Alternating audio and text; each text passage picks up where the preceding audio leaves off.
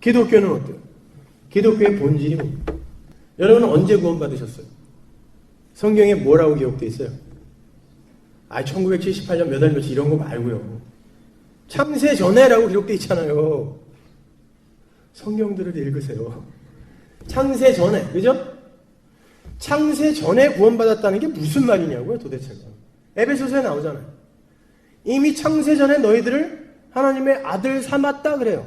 그러면 이 역사와 시간, 이 공간이라는 게 있기 전에 어떤 영원이라는 영역 속에서 하나님의 마음에 내가 있었다는 얘기예요. 그리고 그들이 육을 입고 이 역사 속에 잠깐 내려왔다가 하나님은 이런 분이고 하나님 나라라는 건 이런 거구나. 그리고 생명이라는 건 바로 이런 거구나 라고 깨닫고 그분의 은혜를 찬송하며 그때 그분이 생기로 나와 연합이 되어 생명이 되는 거예요. 생명이 되는 거예요. 그것이요.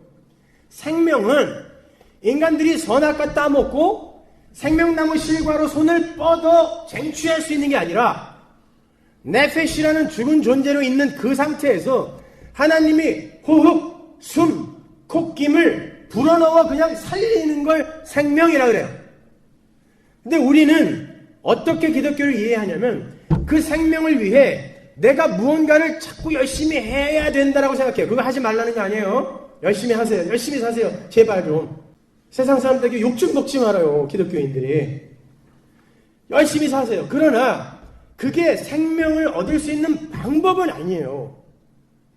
하나님이 이렇게 그 귀한 생명이라는 걸 우리에게 영생이라는 걸 이렇게 그냥 거저 부어 넣어줘야 우리는 살 수 있는 거구나를 깨닫고 그거 주세요 하는 거예요. 하나님 그거 주세요.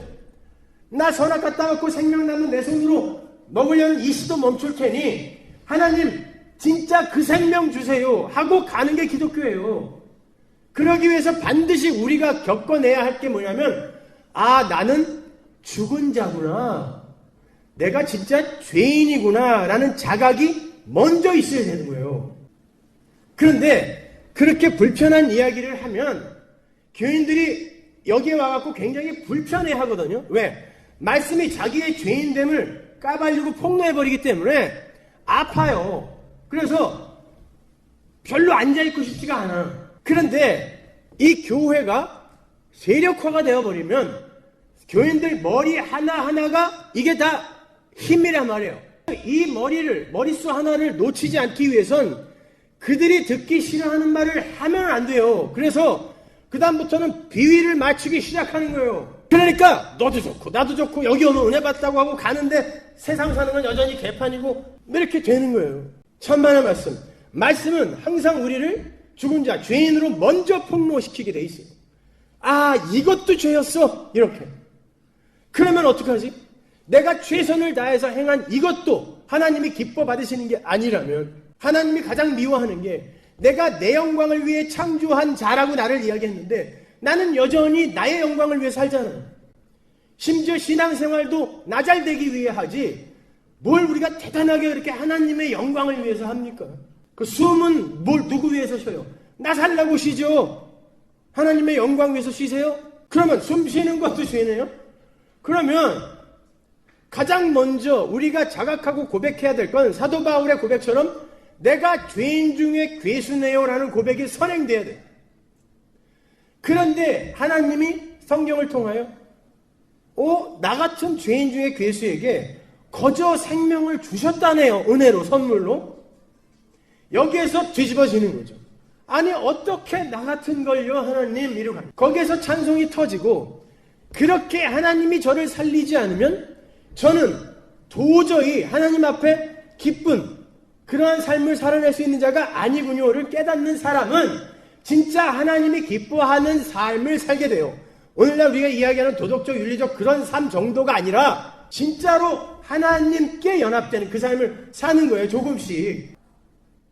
그렇다면 기독교는 먼저 하나님 나에게 복 주세요, 상 주세요 이런 말을 하는 그런 종교의 수준을 벗어나서 하나님 저는 상이고 복이고 절대 받을 자격 없는 자입니다.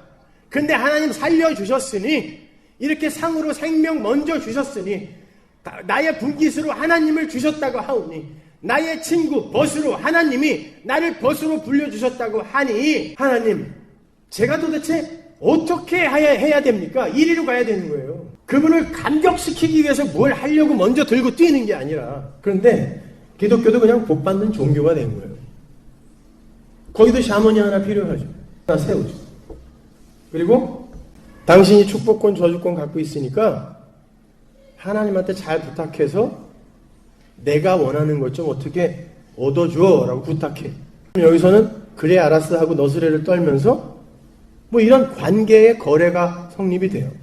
그리고는 내가 원하던 게 이루어지면 기뻐 뛰지만 그거 안 들어주면 삐져가지고 심지어 협박까지 하죠. 나 밥 안 먹어. 나 이거 안 들어주면 일주일 금식할 거야. 그래도 안 들어주면 나 40일 굶어버릴 거야. 이게 애들이 지 아빠한테 뭐 부탁했다가 안 들어주면 나 밥 안 먹어. 이거랑 뭐가 달라요? 물론 그런 진짜 금식 그 이야기 말고 그런 의도로 하는 사람 이야기 하는 거예요. 그런 사람 많잖아요. 내가 일주일 확 굶어버리면 우리 아버지가 그냥 놀래갖고 내 소원 들어주겠지? 이런 식으로 금식하는 사람들이 있잖아요. 이건 하나님 협박하는 거예요. 이렇게 해서 내가 원하는 걸 얻어내는 그런 종교가 되니까 자꾸 목사를 그냥 돼지머리 취급하는 거예요. 그냥 뭐 개업식에도 불러갖고 뭐 콧구멍에다가 10,000원짜리만 안고 다 뿐이지 뭐 고사 지내는 거랑 비슷한 마음으로 뭐 개업 예배 이런 거 드려요. 그런 예배는 반드시 해야 돼요. 왜? 모든 건 하나님이 우리에게 허락하신 것이고 그걸 통하여 하늘의 진리를 깨닫게 해주시는 도구이므로 하나님 감사합니다. 이 일을 통하여 또 내가 얼마만큼 하나님을 알아가게 되고 나라는 인간이 어떤 존재인지를 알아가게 될까요? 하나님 기대가 큽니다. 망해도 하나님의 은혜, 흥해도 하나님의 은혜입니다. 예배해야죠. 그러면 망했어요. 그래갖고 야 참 그래 이렇게 있다가도 없고 없다가도 있는 이 들풀의 꽃 같은 이 세상 것 의지했다가 정말 내가 이것만 의지하고 살다가 큰일 날 뻔했구나 깨달았습니다. 은혜 받은 거예요. 그러면 망했을 때 폐업했을 때 예배해야 돼야 돼. 나는 망했다고 목사 불러서 예배하는 사람들을 여태 본 적이 없어요. 그러면 개업할 때 무슨 마음으로 예배드렸다는 거예요? 그거예요. 당신이 하나님과 좀 더 친하다면 나보다 그러니까 잡기도 쫓아주고 좀 빌어서 이것 좀 잘 되게 해줘 이거 아니에요? 이걸 굿이라 그래요.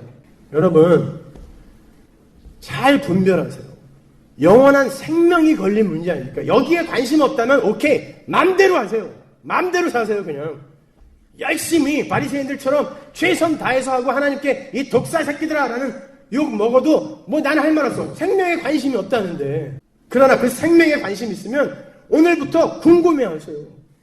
도대체 난 뭘 믿는 것이며 신앙생활이라는 건 무언가를 고민하시라니까요.